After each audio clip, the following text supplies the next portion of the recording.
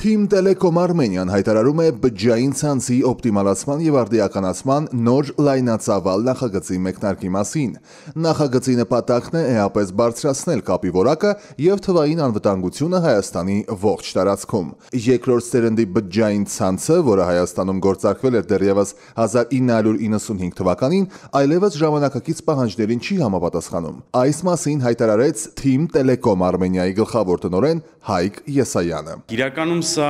ոչ թե միայն անջատում է, այլ մի շարք ռազմավարական փոփոխություններ եւ մեր երկրի եւ կապի ոլորտում, որովհետեւ 2G ցանցի օգտագործած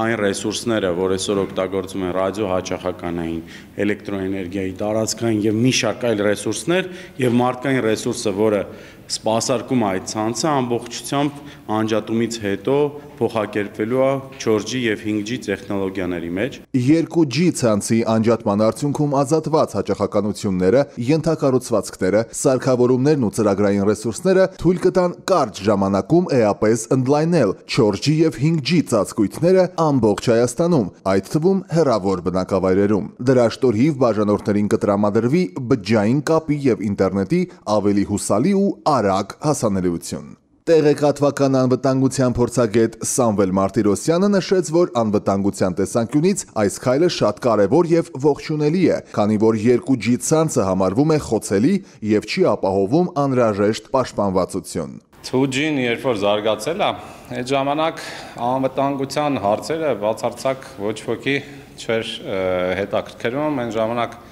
հակերները դեռ շատ փոքր էին, քիչ էին, մարդկանց չէին զզվացնում, պետությունները իրար չէին լրտեսում։ Փորձագետը հավելեց նաև, որ 2G ցանցի միջոցով հնարավոր էր անգամ կարդալ հաղորդագրություններ եւ գաղտնալսել հեռախոսազանգեր։ Մարդիկ երբ որ խոսում են 2G-ով, սահմանից այն կողմ այդ ամեն ինչը շատ հեշտ